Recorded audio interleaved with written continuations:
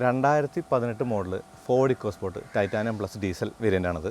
അപ്പോൾ 2013 ഈ വാഹനം നിരത്തിലിറങ്ങുമ്പോൾ ഒരു പുതിയ സെഗ്മെൻറ്റ് തന്നെ തുറന്നു കൊടുത്തുകൊണ്ടാണ് ഇത് പുറത്തിറങ്ങുന്നത്. കോമ്പാക്ട് SUV എന്നൊരു സെഗ്മെൻറ്റാണത്. പിന്നെ മാരുതി വിറ്റാര ബ്രസയും അല്ലെങ്കിൽ ടാറ്റ നെക്സോണൊക്കെ ആയിട്ട് ആ സെഗ്മെൻറ്റ് അങ്ങ് കൊടുത്തു.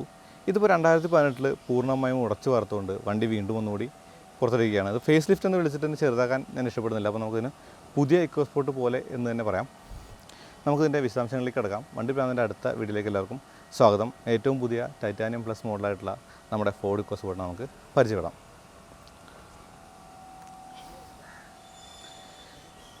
ഇതിൻ്റെ രൂപഘടനയെക്കുറിച്ച് പറയുമ്പോൾ ഇതിൻ്റെ മുൻവശത്താണ് ഏറ്റവും കൂടുതൽ മാറ്റം വന്നിട്ടുള്ളത്. ഇപ്പോൾ ഇതിൻ്റെ ഗ്രില്ലും ബമ്പറും അല്ലെങ്കിൽ ഈ ഒരു ബോണറ്റ് ഷെല്ല് തന്നെ ഏറ്റവും പുതിയ മോഡലിൽ തന്നെയാണ് ചെയ്തേക്കുന്നത്. അപ്പോൾ ഒരു ഹെഡ്ലൈറ്റ് കാണാം. പ്രൊജക്ടർ ലോ ബീമും ഒരു ഹാലോജൻ ഹൈ ബീമുമാണുള്ളത്. പിന്നെ ക്രോമിൻ്റെ അതിപ്രസരം നമുക്ക് ഈ ഗ്രില്ല് കാണാം. ഗ്രില്ലിൻ്റെ സ്ലാറ്റുകളൊക്കെ തന്നെ ക്രോമാണ്. വലിയൊരു ബമ്പറിലായിട്ട് ഒരു അലുമിനിയം സ്കിഡ് പ്ലേറ്റിന് സമാനമായ ഒരു ഫേക്ക് സ്കിഡ് പ്ലേറ്റ് കൊടുത്തിട്ടുണ്ട്. പിന്നെ ബമ്പറിലാണ് ഇതിൻ്റെ ഇൻഡിക്കേറ്ററുകളുള്ളത്. അത് ഫോഗ് ലാമ്പിനോട് കൂടി ചേർന്ന് ഒരേ യൂണിറ്റായിട്ട് തന്നെയാണുള്ളത്. അത് നമുക്ക് ഇന്നോവ ക്രിസ്റ്റയിലൊക്കെ ഇതുപോലുള്ള ഡിസൈൻ നമുക്ക് കാണാൻ പറ്റും. ഇനി ഇതിൻ്റെ ഒരു ബ്ലാക്ക് ക്ലാഡിങ്ങിനെ കുറിച്ച് പറഞ്ഞു കഴിഞ്ഞാൽ നമ്മൾ നെക്സോണിൽ പറഞ്ഞു, അതുപോലെ വിറ്റാര ബ്രസയിൽ പറഞ്ഞു. എല്ലാ വാഹനങ്ങളും തന്നെ ഇപ്പോൾ കോമ്പാക്ട് SUVയിലെ എല്ലാ വാഹനങ്ങളും തന്നെ ചുറ്റപ്പെട്ട് കിടക്കുന്ന ഒരു ക്ലാഡിംഗ് ഉണ്ട്. ഇത് ഒരു മനോഹരമായിട്ട് തന്നെയാണ് ചെയ്തിരിക്കുന്നത്. വശങ്ങളിലേക്ക് ഒരു 17 ഇഞ്ച് വീലുകളാണ്. ഈ 17 ഇഞ്ച് വീലുകളുടെ ഒരു പോരായ്മയായിട്ട് പറയുന്നത് ഇപ്പോൾ മോശം റോഡുകളിലൊക്കെ റൈഡ് ക്വാളിറ്റി ഒരല്പം കുറവായിട്ട് തോന്നും. വേറെ പ്രശ്നങ്ങളൊന്നുമില്ല. വലിയൊരു വീലാണെന്നുള്ളതുകൊണ്ട് നമുക്ക് ഗ്രൗണ്ട് ക്ലിയറൻസിനകത്തുള്ളൊരു വ്യത്യാസവും ഇതിനകത്ത് കാണാൻ പറ്റും. ഹൈ സ്പീഡ് സ്റ്റെബിലിറ്റിക്ക് വേണ്ടിയാണ് ഈ വലിപ്പം കൂടിയ ലോ പ്രൊഫൈൽ വീലുകളൊക്കെ ഉപയോഗിക്കുന്നത്. അപ്പോൾ നമ്മുടെ നോർമൽ റോഡുകളിൽ മാത്രം കുറച്ച് അലോസരമൊക്കെ ഉണ്ടാകുന്നുണ്ടെന്ന് പറയാം. ഇനി വശങ്ങളിൽ കാര്യമായിട്ടുള്ള മാറ്റങ്ങളൊന്നും കാണാനാവുന്നില്ല. ഫോൾഡബിൾ ആയിട്ടുള്ളൊരു മിററാണ് എന്നുള്ളതാണ് പ്രകടമായ മാറ്റം. ഇതൊരു ഇന്ത്യൻ ഫ്രണ്ട്ലി മിററാണ്. ടൂ വീലറുകളൊന്നും വന്ന് തട്ടിയാലും പെട്ടെന്നൊന്നും പൊട്ടില്ല. ഇനി റിക്വസ്റ്റ് സെൻസറുകളുള്ള ഡോറുകളാണ്. ഇതിപ്പോൾ ഒരു പ്രോപ്പർ കീലെസ് എൻട്രി വെഹിക്കിളാണ്. മുന്നത്തെ മോഡലിൽ ഇക്കോസ്പോർട്ടിന് ഒരു ബട്ടണായിരുന്നു സെൻസറായിട്ടുണ്ടായിരുന്നത്. ഇതിപ്പോൾ ഇവിടെ കൈ വെച്ചാൽ തന്നെ ഇത് തുറക്കും. പോക്കറ്റിൽ കീണ്ടെങ്കിൽ നമുക്ക് തുറക്കാൻ പറ്റും. വലുതായി തുറക്കുന്ന, അതായത് വൈഡ് ഓപ്പണായിട്ട് തുറക്കുന്ന ഡോറുകളാണ്. മുൻ വീലുകളിൽ ഡിസ്ക് ബ്രേക്കുകളും ബാക്ക് വീൽ ഡ്രമ്മുമാണ് ബ്രേക്കിൻ്റെ ഒരു സെറ്റപ്പ്. അപ്പോൾ ഇതിനകത്ത് ESP, അതുപോലെ ട്രാക്ഷൻ കൺട്രോൾ, അങ്ങനെ ഉള്ള സേഫ്റ്റി ഫീച്ചേഴ്സ് എല്ലാം തന്നെ ഉണ്ട്. പിന്നെ 6 എയർ ബാഗുള്ളൊരു വാഹനമാണത്. ഈ 6 എയർ ബാഗ് എന്ന് പറയുന്നത് നമുക്ക് ഇതിൻ്റെ ഒരു സീറ്റിലും അല്ലെങ്കിൽ ഫ്രണ്ട് 2 എയർ ബാഗൊക്കെയാണ്. അകത്തേക്ക് കയറുമ്പോൾ അതിനെക്കുറിച്ച് കൂടുതലായിട്ട് പറയാം. ഇനി ഒരു റൂഫ് റെയിൽസ് ഈ വാഹനത്തിൻ്റെ ഇതൊരു ഉപയോഗപ്രദമായ റൂഫ് റെയിൽസാണ്. കാരണം അതിൻ്റെ മുകളിൽ കേരിയറൊക്കെ മൗണ്ട് ചെയ്യാനായിട്ടുള്ള ബട്ടൺസൊക്കെ അകത്ത് കാണാം. ഇപ്പോൾ നമ്മൾ നെക്സോണിലെ കണ്ടപ്പോൾ പറഞ്ഞു അത് ഒരിക്കലും ലോഡ് കയറ്റാൻ ഇറക്കാൻ വേണ്ടിയെന്നില്ലെന്ന് പറഞ്ഞു. നേരെ തിരിച്ചാണ്. അതിനകത്തൊരു റാക്ക് വയ്ക്കുന്നതിനുള്ള ബോൾട്ടൊക്കെ കാണുന്നുണ്ട്. വലിയ SUVകൾ പോലെ ഈ ഒരു സ്പെയർ വീൽ എന്ന് പറയുന്നത് നമ്മുടെ ബാക്ക് ഡോറിൽ മൗണ്ട് ചെയ്തിട്ടാണ്. അപ്പോൾ പുതിയ ഫേസ് ലിഫ്റ്റ് വന്നപ്പോൾ നമ്മൾ കുറേ ഫോട്ടോസൊക്കെ കണ്ടു, ഗ്ലോബൽ മോഡലിൻ്റെ ഫോട്ടോസൊക്കെ കണ്ടു. അതിനകത്ത് സ്പെയർ വീല് ബാക്കിലല്ല, പകരം താഴെയോ അകത്തുമാണ്. പക്ഷേ ഇന്ത്യൻസ് എപ്പോഴും ഈ ഒരു SUVയുടെ ലുക്കിന് കൂടുതലായിട്ട് ഇഷ്ടപ്പെടുന്നതുകൊണ്ട് ഇന്ത്യൻ വിപണിയിൽ നമ്മുടെ ഇക്കോസ്പോർട്ടിൻ്റെ സ്പെയർ വീല് പിന്നിൽ തന്നെയാണുള്ളത്. ഒരു ഡീഫോഗർ ലൈൻസും അല്ലെങ്കിൽ റിയർ വൈപ്പറൊക്കെ കാണാം. ഈ ഒരു സ്പോയിലർ ഇതിന് ഇൻബിൽറ്റായിട്ട് തന്നെ കൊടുത്തതാണ്. അതിൻ്റെ മുകളിലൊരു ഹൈ മൗണ്ട് സ്റ്റോപ്പ് ലാമ്പ് കാണാം. പിന്നെ ഈ വാട്ടർ ജെറ്റിൻ്റെ കുനിപ്പ് റെഡ് കളർ തന്നെയാണ്. അപ്പോൾ അത് നല്ല മനോഹരമായിട്ട് തന്നെ ഇൻറ്റഗ്രേറ്റ് ചെയ്തിട്ടുണ്ട്.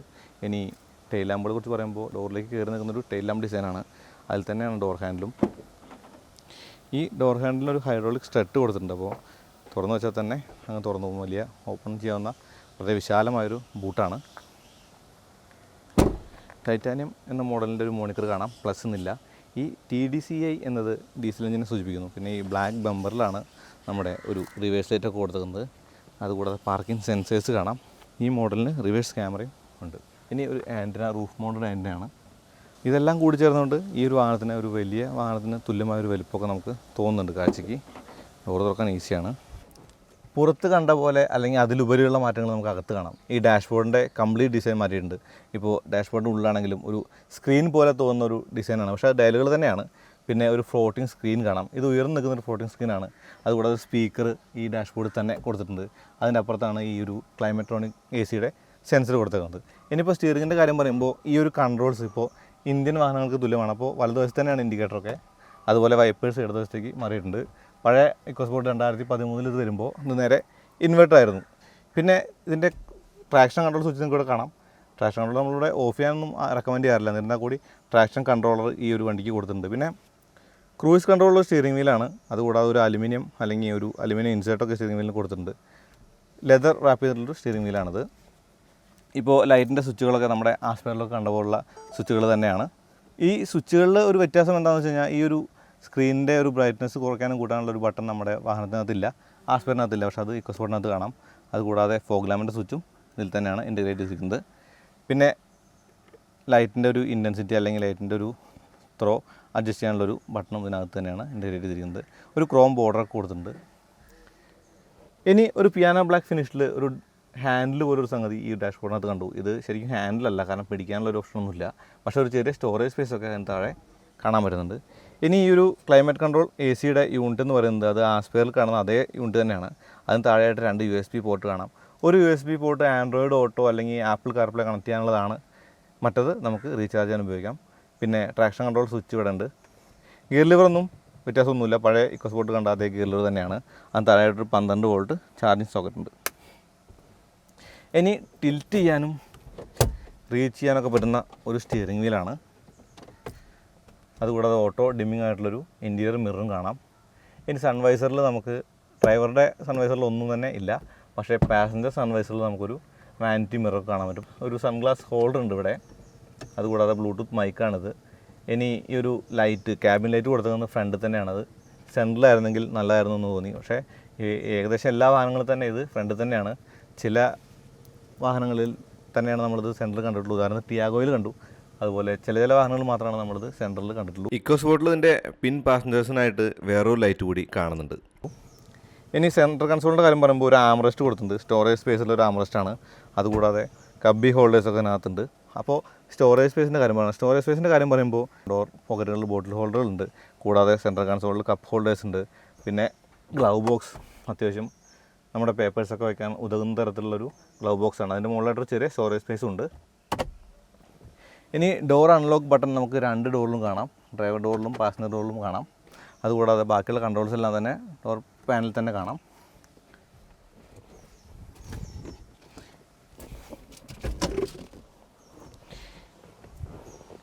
ഇതിൻ്റെ പെഡലുകളുടെ കാര്യം പറയുമ്പോൾ ഒരു ഡെഡ് പെഡൽ ഈ വാഹനത്തിനുണ്ട്. കൂടാതെ അലുമിനിയം അല്ലെങ്കിൽ വൂഡ്സ് കാറിനും സമാനമായിട്ടുള്ള പെഡലുകളുടെ മുകളിലുള്ള ഡിസൈനൊക്കെ ഇതിനകത്തുണ്ട്. ഇനി ഈ ഒരു സ്വിച്ചുകൾക്ക് താഴെയായിട്ടൊരു ചെറിയ സ്റ്റോറേജ് സ്പേസും നമുക്ക് കാണാനാവുന്നത്. ഇത് കീ ഹോൾഡ് ഇരിക്കുന്ന ഒരു പൊസിഷനാണ്. പക്ഷേ ഈ കീ ഹോൾഡ് ഇരിക്കുന്ന പൊസിഷൻ അവർ അടച്ചത് ശരിക്കും വൃത്തിയായിട്ടൊന്നുമല്ല എന്നുള്ളതൊരു പോരായ്മയായിട്ട് തോന്നി. മിനിമം മാക്സിമം ലെഗ് റൂമാണിത്. ഇപ്പോൾ മിനിമം ലെഗ് റൂമിനകത്ത് നമുക്ക് കാല് സീറ്റിനകത്ത് ശരിക്കും ഒറിഞ്ഞ് തന്നെ ഇരിക്കാൻ പറ്റുള്ളൂ. പക്ഷേ മാക്സിമം ലെഗ് റൂം വയ്ക്കുമ്പോൾ നമുക്ക് നന്നായി തന്നെ പിന്നിലിരിക്കാൻ പറ്റുന്നുണ്ട്. ഇതിന് റിയർ AC വെൻറ്റുകളൊന്നുമില്ല. പിന്നെ ഈ ഒരു ഫ്ലോർ ഹമ്പ് എന്ന് പറയുന്നത് കുറച്ച് പ്രോമിനൻ്റായിട്ട് തന്നെ ഉണ്ട്. അപ്പോൾ നടുവിലിരിക്കുന്ന യാത്രക്കാർക്ക് കുറച്ച് അലോസരം ഉണ്ടാക്കാനായിട്ട് അതിന് പറ്റും. ഇനി ബൂട്ട് സ്പേസിനെ കുറിച്ച് പറയുമ്പോൾ 352 ലിറ്ററാണ് ഈ ഒരു ബൂട്ട് സ്പേസ്. എക്സ്പാൻഡ് ചെയ്ത് കഴിയുമ്പോൾ അത് 1117 ലിറ്ററോളം ബൂട്ട് സ്പേസ് നമുക്ക് ലഭിക്കും. ഇനി ഈ ബൂട്ട് സ്പേസിൻ്റെ ഉള്ളിൽ ഇത് ഫ്ലാറ്റാക്കി വെക്കാനായിട്ടാണ് ഈ ഫുട് ബോർഡിന് ഇങ്ങനെ ഗാഡികൾ കൊടുക്കുന്നത്. അപ്പോൾ നമുക്കിത് പൊക്കി വെച്ച് കഴിയുമ്പോൾ ശരിക്കും ഫ്ലാറ്റായിട്ടൊരു ലോഡിങ് ഏരിയയാണ് നമുക്ക് കിട്ടുക. പിന്നെ അതിന് അടിയിലായിട്ട് നമുക്ക് ആവശ്യമുള്ള സാധനങ്ങളൊക്കെ കീപ്പ് ചെയ്യാനും ഉള്ള സൗകര്യമൊക്കെ ഉണ്ട്. ഒരു വിശാലമായൊരു ബൂട്ട് സ്പേസാണ് എന്ന് തന്നെ പറയാം. ഇപ്പോൾ ഇത് ഫോൾഡ് ചെയ്ത് കഴിയുമ്പോൾ കുറച്ചുകൂടി വിശാലമായിട്ടുള്ളൊരു ബൂട്ട് സ്പേസ് നമുക്ക് കിട്ടും. ആ ഒരു ഫ്രണ്ടിലെ സീറ്റ് ബേസ് വരെ നമുക്ക് പൊക്കി അങ്ങ് വയ്ക്കാൻ പറ്റും. അപ്പോഴാണ് നമുക്കിത് ഫ്ലാറ്റായിട്ടൊരു ഫ്ലാറ്റ് ബെഡ് സെറ്റപ്പിൽ നമുക്കിതിനെ മാറ്റാൻ കഴിയും. ഏറ്റവും പുതിയൊരു മീറ്റർ കൺസോൾ ഡിസൈനാണിത്. പഴയ ഇക്കോസ്പോർട്ടിൻ്റെ മീറ്റർ കൺസോളിനേക്കാളും ശരിക്കും നല്ല വ്യത്യാസമുണ്ട്. അജഗജാന്തരം എന്ന് വേണമെങ്കിൽ പറയാൻ പറ്റും. ഇപ്പോൾ എൻജിൻ സ്റ്റാർട്ട് സ്റ്റോപ്പ് ബട്ടൺ നമ്മൾ ബ്രേക്ക് അമർത്താതെ ഞെക്കി കഴിയുമ്പോൾ ഇത് ഓണാവും. ഇതിനകത്ത് നിങ്ങൾക്ക് ടെമ്പറേച്ചർ മീറ്റർ കാണാം. ഇപ്പോൾ പുതിയ വാഹനങ്ങളിൽ പല വാഹനങ്ങളിലും ടെമ്പറേച്ചർ മീറ്റർ ഇല്ല, പക്ഷേ ഇതിനകത്ത് ടെമ്പറേച്ചർ മീറ്റർ നിങ്ങൾക്ക് കാണാൻ പറ്റും. അതുകൂടാതെ ഫ്യൂൽ മീറ്ററും പിന്നെ ഡോർ അജാർ വാണിംഗ് പോലുള്ള കാര്യങ്ങളൊക്കെ കാണാം. ഇപ്പോൾ ഡ്രൈവർ ഡോർ ഓപ്പൺ എന്നുള്ളത് എഴുതി കാണിക്കുന്നുണ്ട്. ഇനി അതിൻ്റെ ഒരു ഓപ്ഷൻസ് എന്തൊക്കെയാണ് നമുക്കൊന്ന് ടോഗിൾ ചെയ്ത് നോക്കാം. ഈ സ്റ്റിയറിംഗ് കൺട്രോളിലെ ബട്ടണുകളിലാണ് ഈ മീറ്റർ കൺസോളിലെ ഓപ്ഷൻസ് മാറ്റുന്നതൊക്കെ. ഇപ്പോൾ നമ്മൾ പല കാറുകളും കാണുന്ന പോലെ ഒരു നോബ് അങ്ങനെ പൊന്തി നിൽക്കുന്ന നോബൊന്നുമല്ല, വൃത്തികേടൊന്നുമില്ല. വളരെ ക്ലീനായിട്ട് തന്നെയാണ് അതിൻ്റെ ഡിസൈനും കാര്യങ്ങളൊക്കെ. ഇപ്പോൾ മീറ്റർ കൺസോളിനകത്തേക്ക് നോക്കുമ്പോൾ നിങ്ങൾക്ക് കാണാൻ പറ്റും TPMSൻ്റെ ഒരു ഡിസ്പ്ലേനകത്തുണ്ട്. അത് കൂടാതെ ഇപ്പോൾ ട്രിപ്പിൻ ഉണ്ട്, ഓഡോമീറ്റർ കാണാം, ആവറേജ് ഫ്യൂൽ എഫിഷ്യൻസി ഉണ്ട്, ഡിസ്റ്റൻസ് ടു എംറ്റി അതിനകത്ത് കാണാം, ഇൻസ്റ്റൻറ്റനിയസ് ഫ്യൂൽ എഫിഷ്യൻസി ഉണ്ട്. ഇത് നേരത്തെ ഒരു ബാറായിരുന്നു ഈ ഇക്കോസ്പോർട്ടിനകത്ത് ഉണ്ടായിരുന്നത്. പിന്നെ അതുകൂടാതെ സ്പീഡോമീറ്ററിൻ്റെ ഒരു ഡിജിറ്റൽ സ്പീഡോമീറ്റർ അതിനകത്ത് കാണാം. ഇനി ഇതിൻ്റെ ഒരു ക്ലച്ച് ചവിട്ടി നമുക്ക് സ്റ്റാർട്ട് ചെയ്യാം. RPM മീറ്ററിൻ്റെ നീഡിലും അല്ലെങ്കിൽ സ്പീഡോമീറ്ററിൻ്റെ നീഡിലും നീല കളറിലാണ് ഇടതുവശത്ത് RPM മീറ്ററും വലതുവശത്ത് സ്പീഡോമീറ്ററും എന്നുള്ള കോൺഫിഗറേഷൻ തന്നെയാണ്.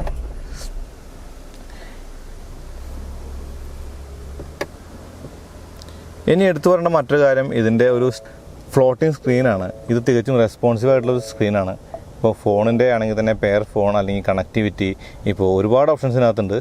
സെറ്റിങ്സ് ആണെങ്കിലും വളരെയധികം റെസ്പോൺസീവ് ആയിട്ടുള്ളൊരു ഡിസ്പ്ലേ ആണെന്ന് പറയാം. ഈ ഒരു കാറ്റഗറിയിൽ ഏറ്റവും മികച്ച ഡിസ്പ്ലേ എന്ന് തന്നെ നമുക്ക് ഇതിനെ വിശേഷിപ്പിക്കാൻ പറ്റും. അതിനകത്ത് തന്നെ ആപ്പിൾ കാർപ്ലേയും ആൻഡ്രോയിഡ് ഓട്ടോയും പോലുള്ള എല്ലാ സംവിധാനങ്ങളും അടങ്ങിയിട്ടുണ്ട്. ഇപ്പോൾ ഫിസിക്കൽ ബട്ടൺസ് ഉണ്ട് പ്ലേ ചെയ്യാനും അല്ലെങ്കിൽ നെക്സ്റ്റ് ട്രാക്കിനും ഒക്കെ ആയിട്ട്. അതൊന്നും കൂടാതെ നമുക്ക് ഡിസ്പ്ലേ ഓഫ് ചെയ്യാനൊക്കെ പറ്റും. ക്ലോക്ക് കാണാം. ഈ എമർജൻസി അസിസ്റ്റ് എന്തിനാണെന്ന് വെച്ച് കഴിഞ്ഞാൽ നമ്മൾ വാഹനം ആക്സിഡൻ്റ് ഒക്കെ ചെയ്യുമ്പോൾ നമ്മുടെ ഫോണായിട്ട് പെയർ ചെയ്തിട്ടുണ്ടെങ്കിൽ ഫോണിൽ സേവ് ചെയ്തിട്ടുള്ള നമ്പറിലേക്ക് കോൾ പോവുകയും ഇപ്പോൾ എമർജൻസി നമ്പറിലേക്ക് കോൾ പോവുകയൊക്കെ ചെയ്യും. അതാണ് എൻ്റെ എമർജൻസി അസിസ്റ്റൻസ് എന്ന് പറയുന്നത്. ഇനി ഇതിനകത്ത് മൈക്കി ഫീച്ചറും ഉണ്ടെന്നാണ് തോന്നുന്നത്. മൈക്കി ഫീച്ചർ ഉണ്ടോ എന്ന് നോക്കാം. ഈ മൈക്കി ഫീച്ചർ എനേബിൾ ചെയ്യാനായിട്ട് ഈ ഒരു സ്റ്റോറേജ് സ്പേസിനകത്ത് നമ്മൾ കീ ഇട്ടിട്ട് വേണം മൈക്ക് എനേബിൾ ചെയ്യാനായിട്ട്. ഈ മൈക്ക് എന്തിനു ഉപയോഗിക്കുന്നു എന്നാണെങ്കിൽ ഈ ഒരു കീ, ഇതിൻ്റെ ഒരു കീ മാസ്റ്റർ കീയും ഒരു കീ സ്ലേവ് കീയാണ്. ആ കീ നമുക്ക് ഒരു ഡ്രൈവർക്കോ വാലറ്റ് പാർക്കിനൊക്കെ കൊടുക്കുമ്പോൾ സ്പീഡ് ലിമിറ്റൊക്കെ സെറ്റ് ചെയ്തത് അല്ലെങ്കിൽ നമ്മുടെ ഒരു വോളിയമൊക്കെ സ്റ്റീരിയോയുടെ വോളിയമൊക്കെ സെറ്റ് ചെയ്ത് നമുക്ക് കൊടുക്കാൻ പറ്റും. അപ്പോൾ ഒരു പരിധി കൂടുതലൊന്നും അത് ഉപയോഗിക്കില്ല എന്നുള്ളത് നമുക്ക് ഉറപ്പ് വരുത്താനൊക്കെ മൈക്ക് കൊണ്ട് പറ്റും. ശരിക്കും പറഞ്ഞാൽ ഒരു റിസ്ട്രിക്റ്റഡ് മോഡ് നമുക്ക് സെറ്റ് ചെയ്യാനായിട്ട് മൈക്ക് ഉപയോഗിച്ച് പറ്റുമെന്നാണ് പറയുന്നത്. ഇപ്പോൾ ഇതിൻ്റെ ഒരു ആംറസ്റ്റിനകത്താണ് കീ വെക്കാനുള്ള സ്ലോട്ട്. ആ സ്ലോട്ടിനകത്ത് കീ വെച്ചിട്ട് വേണം ഇത് സെറ്റ് ചെയ്യാനായിട്ട്. ഇനി ഗിയർ ഷിഫ്റ്റിൻ്റെ കാര്യം പറഞ്ഞാൽ സ്ലിക്ക് ഷിഫ്റ്റാണ്. ഈ ഗിയർ ഷിഫ്റ്റിൻ്റെ കാര്യം ഞാൻ ഒരുപാട് പറഞ്ഞിട്ടുണ്ട്. കാരണം ആസ്പെയർ വാങ്ങിയ അന്ന് മുതൽ കാണുന്ന എല്ലാ വീഡിയോയിലും നമ്മൾ ആസ്പെയറിനെ കുറിച്ച് പൂർത്തി പറയുന്നതാണ്. അപ്പോൾ ഗിയർ ഷിഫ്റ്റ് വ്യത്യാസമൊന്നുമില്ല. ഇനി 6 എയർ ബാഗുള്ള വാഹനമാണിതെന്ന് പറഞ്ഞു.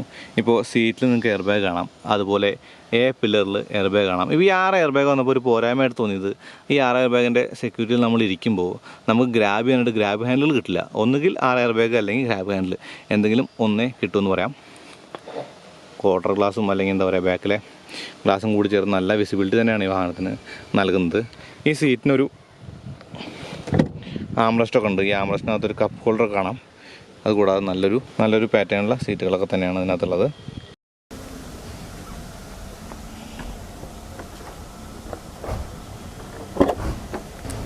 ഇത് 1.5 ലിറ്റർ TDC എഞ്ചിനാണ്. നമ്മൾ ആസ്പെയറിനകത്ത് കണ്ട അതേ എഞ്ചിൻ തന്നെയാണിത്. ഇതിപ്പോൾ ബാറ്ററിയുടെ ഇവിടെ ആയിട്ടൊരു EC വെച്ച് കാണാം. പിന്നെ ബോണറ്റ് ഇൻസ്റ്റലേഷനൊക്കെ ഈ വാഹനത്തിനകത്തുണ്ട്. ഇപ്പോൾ ഹെഡ്ലൈറ്റിൻ്റെ കാര്യം നേരത്തെ പറഞ്ഞ പോലെ ഇത് കയറി നിൽക്കുന്നൊരു ഹെഡ്ലൈറ്റ് ഡിസൈനാണ് കൊടുത്തത്. ഈ ഒരു ഫെൻഡറിലേക്ക് കയറി നിൽക്കുന്നൊരു ഹെഡ്ലൈറ്റ് ഡിസൈനാണ് ഇതിന് കൊടുത്തത്. ഈ ഹെഡ്ലൈറ്റ് ലൈറ്റ് അപ്പ് ചെയ്യുന്നത് എങ്ങനെയെന്നുള്ളതാണ്. പകലാണെങ്കിൽ കൂടി അത്യാവശ്യം ഇലുമിനേഷനൊക്കെ നമുക്ക് കാണാൻ പറ്റുന്നുണ്ട്. നമുക്ക് വണ്ടി ഒന്ന് ഓടിച്ചു നോക്കാം. ഇപ്പോൾ ഈ എഞ്ചിനെ കുറിച്ച് ഞാൻ കൂടുതൽ പറയുന്നില്ല. കാരണം ഈ എഞ്ചിനെ കുറിച്ച് എനിക്ക് നല്ലത് മാത്രമേ പറയാനുള്ളൂ. കാരണം എന്തുകൊണ്ടാണെന്ന് വെച്ച് കഴിഞ്ഞാൽ ഞാൻ 2 വർഷത്തോളമായിട്ട് ഓടിച്ചുകൊണ്ടിരിക്കുന്നത് ഈ വാഹനമാണ്. അപ്പോൾ ഈ വാഹനം എന്ന് പറയുമ്പോൾ ആസ്പെയറാണ്. ആസ്പെയർ 1.5 TDC തന്നെയാണ് ഞാൻ ഓടിച്ചുകൊണ്ടിരിക്കുന്നത്. അപ്പോൾ ഈ എഞ്ചിനെ കുറിച്ച് കൂടുതൽ പറയാൻ ഞാൻ ആളില്ല. അങ്ങനെ പറയുമ്പോൾ നിങ്ങൾക്ക് തോന്നുന്നു ഞാൻ പോഴ്ത്തിക്കൊണ്ടിരിക്കണം. അപ്പോൾ നമ്മളന്ന് ഒരു വാഹനത്തിൻ്റെ ചാർട്ട് ഇട്ടു, ഏത് വണ്ടിയാണ് വാല്യൂ ഫോർ മണി എന്നൊക്കെ. അപ്പോൾ ഞാൻ ഉദ്ദേശിച്ചത് 8 ലക്ഷം രൂപയ്ക്ക് കിട്ടുന്ന നല്ല വണ്ടി എന്നാണ്. പക്ഷേ ആളുകളത് ആസ്പെയറിനെ കുറിച്ച് ഒരു വീഡിയോ ആയിട്ട് കണ്ടു. അപ്പോൾ അതുകൊണ്ട് തന്നെ എഞ്ചിനെ കുറിച്ച് കൂടുതൽ പറയുന്നില്ല. എന്നിരുന്നാൽ കൂടി ഈ ഒരു TDC എഞ്ചിൻ്റെ പെർഫോമൻസ് എന്ന് പറയുമ്പോൾ ലോ ആൻഡ് ടോർക്ക് കാണിച്ചു തരാം. അല്ലേ, ഓവർടേക്കൊക്കെ വളരെ ഈസിയാണ്. അപ്പോൾ നമുക്ക് ഡൗൺ ചെയ്യുമ്പോൾ ചടപടയെന്ന് കയറി പോകുന്ന ഒരു അവസ്ഥയൊക്കെ വാഹനത്തിനുണ്ട്. നമ്മളിപ്പോൾ തന്നെ ഏകദേശം 100 കിലോമീറ്റർ സ്പീഡാണ് ഓടിക്കുന്നത്.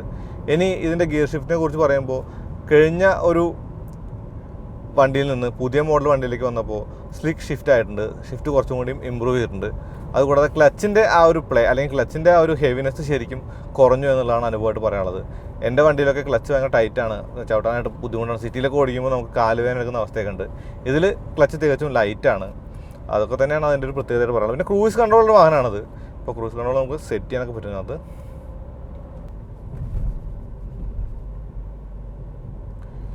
കണ്ടില്ലേ, ഇപ്പോൾ നമ്മൾ ക്രൂസ് കൺട്രോൾ സെറ്റ് ചെയ്തിട്ടാണ് ഓടിക്കൊണ്ടിരിക്കുന്നത്. 50 കിലോമീറ്റർ സ്പീഡാണ് നമ്മൾ ക്രൂസ് കൺട്രോൾ സെറ്റ് ചെയ്യുന്നത്. പ്ലസ് അടിക്കുമ്പോൾ സ്പീഡ് കൂടുമ്പോൾ നമ്മൾ ഒരു 60 കിലോമീറ്റർ സെറ്റ് ചെയ്യാം.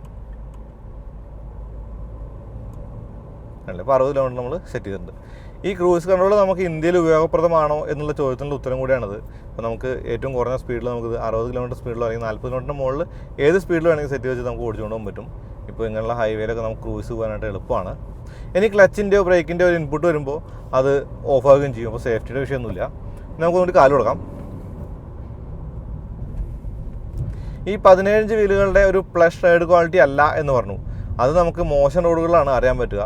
ഇപ്പോൾ 16 വീലുകളാകുമ്പോൾ കുറച്ചുകൂടി ഒരു ടയറിൻ്റെ കനം കൂടുകയും അപ്പോൾ മോശം റോഡുകളിൽ മികച്ച ഒരു റൈഡ് തരികയൊക്കെ ചെയ്യും. അപ്പോൾ ടൈറ്റാനിയം പ്ലസിനേക്കാൾ കൂടുതൽ റൈഡ് ക്വാളിറ്റിയുള്ള വാഹനം എന്ന് പറയാം.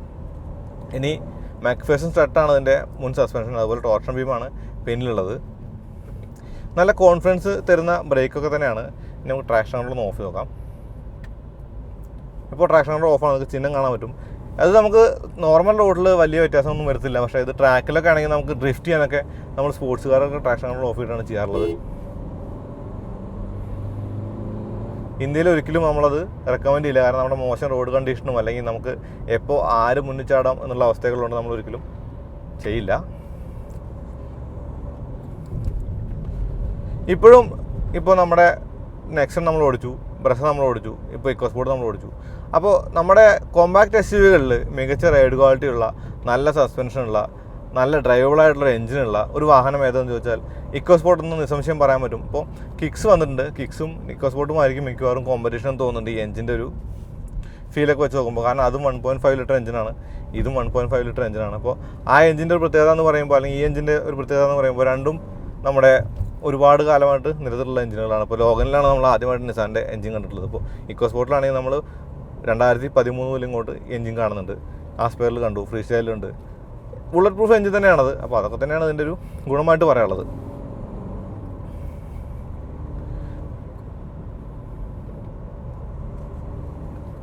ഇനി സ്റ്റിയറിങ്ങിൻ്റെ ഫീഡ്ബാക്കിനെ കുറിച്ച് പറഞ്ഞാൽ മികച്ച ഫീഡ്ബാക്കുള്ള സ്റ്റിയറിംഗ് ആണത്. ഇത് ഇലക്ട്രോണിക് പവർ സ്റ്റിയറിംഗ് ആണ്, ഹൈഡ്രോളിക് അല്ല. ഇപ്പോൾ പഴയ ഫിഗോയിൽ കണ്ട അത്രയും കൃത്യതയുള്ള ഒരു ഹൈഡ്രോളിക് സ്റ്റിയറിംഗ് പോലുള്ളൊരു സ്റ്റിയറിംഗ് അല്ല ഇത്, ഇലക്ട്രോണിക് പവർ സ്റ്റിയറിംഗ് ആണ്. അപ്പോൾ അതിൻ്റേതായിട്ടുള്ള പ്രശ്നങ്ങളൊക്കെ നമുക്ക് തോന്നും. എന്നിരുന്നാൽ കൂടി സിറ്റി സ്പീഡിൽ ലൈറ്റായിട്ട് ഓടിക്കാനും ഹൈവേ കയറുമ്പോൾ അത്യാവശ്യം ഹെവിനെസ്സുള്ളൊരു ഫീലൊക്കെ തരാനൊക്കെ ഈ സ്റ്റിയറിംഗ് വീലിന് കഴിയുന്നുണ്ട്. ഹോൾഡ് ചെയ്യാൻ രസമുണ്ട്, നല്ല നൈസായിട്ടുള്ളൊരു സ്റ്റിയറിംഗ് വീലാണത്.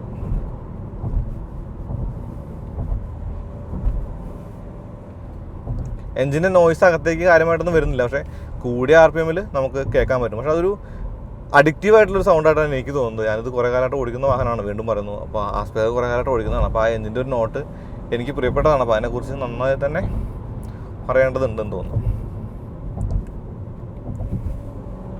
ഇനി നമുക്ക് ഒന്നുകൂടി കാല് കൊടുക്കാം, ഒരു തിക്ക് നിരക്കൊന്ന് കഴിയുമ്പോൾ.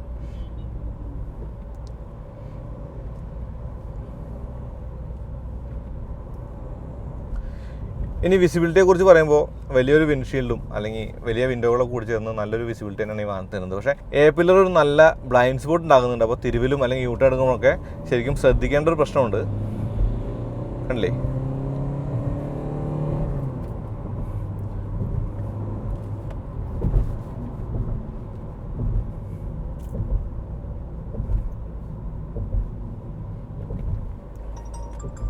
രണ്ടായിരത്തി പതിമൂന്ന് മുതൽ ഇങ്ങോട്ട് 2018 എത്തി നിൽക്കുമ്പോഴും ഇപ്പോൾ വിറ്റാര, ബ്രസ അല്ലെങ്കിൽ നെക്സോൺ അല്ലെങ്കിൽ അതുപോലുള്ള കോമ്പാക്ട് SUV-കൾ വെച്ച് കമ്പയർ ചെയ്യുമ്പോൾ ഇക്കോസ്പോർട്ട് ഇപ്പോഴും മികച്ച് തന്നെയാണ് നിൽക്കുന്നതെന്ന് കാണാം. ഇനി ഒരു പോരായ്മയായിട്ട് പറയുമ്പോൾ നമ്മൾ അന്ന് ഇറങ്ങിയ ഒരു വിലയേക്കാൾ കുറച്ച് കൂടിയ വിലയാണ് ഇപ്പോൾ ഇക്കോസ്പോർട്ടുള്ളത് എന്ന് മാത്രമാണ്. പതിവ് പോലെ ഈ വീഡിയോയും ഉപയോഗപ്പെട്ടു എന്ന് തന്നെ കരുതുന്നു. അങ്ങനെയാണെങ്കിൽ ചാനൽ സബ്സ്ക്രൈബ് ചെയ്യാൻ മറക്കരുത്. പിന്നെ ബെല്ലൈക്കൺ കൂടി ക്ലിക്ക് ചെയ്താൽ നിങ്ങൾക്ക് നോട്ടിഫിക്കേഷനൊക്കെ ലഭിക്കും. അടുത്ത വീഡിയോ ആയിട്ട് വീണ്ടും വരാം. അതുവരേക്കും നന്ദി, നമസ്കാരം.